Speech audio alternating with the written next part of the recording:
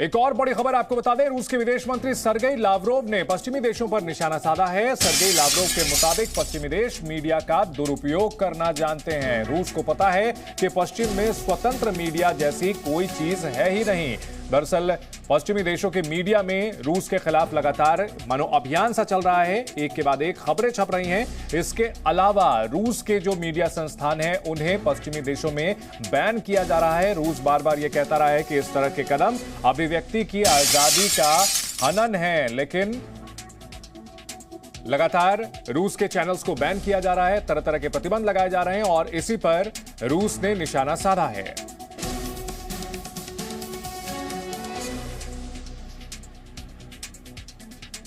रूस का आरोप, पश्चिम देशों के मीडिया को मोड़ना जानते हैं और इसी वजह से वो इसका इस्तेमाल कर रहे हैं।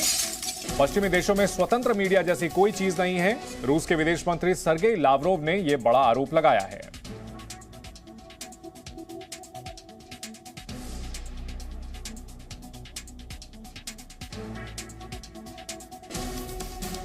रूस यूक्रेन पर इस तरह से हमला करेगा ऐसा किसी को भरोसा नहीं था और इस हमले से तो पश्चिमी देशों का भरोसा भी रूस से पूरी तरह से उठ गया है। ब्रिटेन का कहना है कि रूस के साथ संबंध सामान्य करने की कोशिश नहीं करनी चाहिए।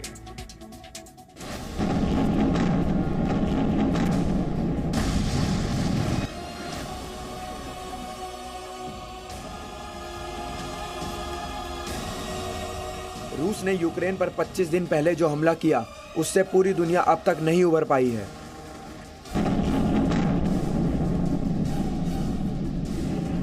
खासकर रूस के इस हमले ने पश्चिमी देशों को हिलाकर रख दिया, क्योंकि पश्चिमी देश, चाहे वो अमेरिका हो या फिर ब्रिटेन या फिर यूरोप, सभी रूस को धमकी दे रहे थे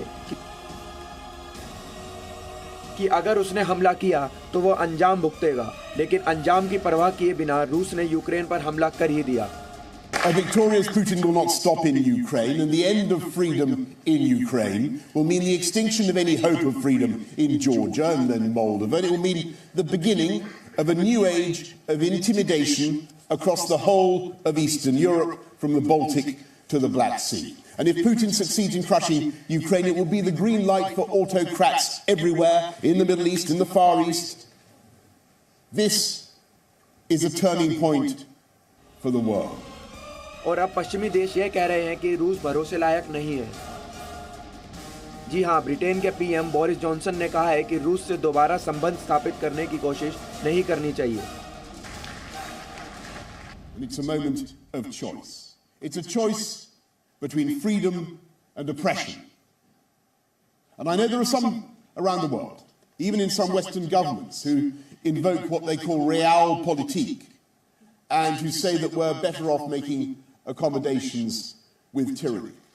I have to say I believe they are profoundly wrong, and that to try to re-normalize relations with Putin after this, as we did in 2014, would be to make exactly the same mistake again.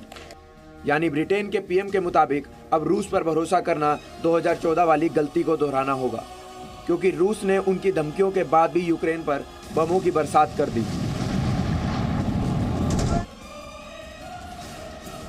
अब बड़ा सवाल तो यह है कि क्या पश्चिमी देशों ने यूक्रेन का भरोसा नहीं तोड़ा, क्योंकि जेलेंस्की मदद के लिए अब तक न जाने कितने ही देशों से अपील कर चुके हैं, लेकिन उन्हें भी मदद के नाम पर केवल हथियार और रसद मिल रही है, जबकि उन हथियारों को चलाने वालों की कमी लगातार हो रही है। 24 दिन बीत चुके हैं, 25वां दिन जारी है, पर अब तक पश्चिमी देशों में से किसी ने भी रूस के खिलाफ यूक्रेन में अपनी सेना नहीं उतारी। खुद जेलेंस्की और उनके नेता कई मंचों से नाटो पर हमला बोल चुके हैं, लेकिन बावजूद इसके पश्चिमी देशों से सिर्फ जेलेंस्की को तालियां ही मिली हैं। ब्यूरो रिपोर्ट, जी मीडिया। रूस यूक्रेन युद्ध से जुड़ी इस वक्त की बड़ी खबर आपको बता दें। रूसी मीडिया ने दावा किया है कि कनाडा के पास अब यूक्रेन को देने के लिए हथियार नहीं बचे हैं। रूसी मीडिया ने कहा है कि एक टीवी इंटरव्यू के दौरान कनाडा की रक्षा मंत्री अनीता आनंद ने यह बात स्वीकार की है कि उनके पास यूक्रेन को सप्लाई करने के लिए हथियार नहीं बचे हैं। रूसी मीडिया के मुताबिक कनाडा की रक्षा मंत्री ने इस इंटरव्यू में कहा कि उन्हें कनाडा की सेना को मजबूत करना बेहद जरूरी है। आपको बता दें कि यूक्रेन को अलग अलग पश्चिमी देशों से जम करके हथियारों की मदद मिल रही है और इस बीच रूसी मीडिया का यह दावा है कि कनाडा जो कि यूक्रेन को हथियार दे रहा था, उसके खुद की सेना के लिए अब हथियार नहीं बचे हैं ज्यादा, लिहाजा अब वो यूक्रेन को हथियार नहीं दे पाएगा। दरअसल 25 दिनों से लड़ाई चल रही है और यूक्रेन पश्चिमी देशों के दिए गए हथियारों के दम पर ही रूस के सामने अब भी डटा हुआ है और उसकी सेना को भारी नुकसान पहुंचा रहा है। ऐसे में अगर कनाडा के पास यूक्रेन को देने के लिए हथियार नहीं बचते हैं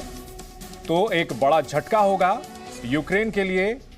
पश्चिमी देश जो कि लगातार सप्लाई कर रहे हैं हथियारों की, हालांकि उन्होंने यह ऐलान कर दिया है कि उनके सैनिक यूक्रेन की जंग में नहीं उतरेंगे, लेकिन हथियारों से वो मदद कर रहे हैं। इस बीच रूसी मीडिया का दावा कि कनाडा के पास अब यूक्रेन को देने के लिए हथियार नहीं बचे हैं।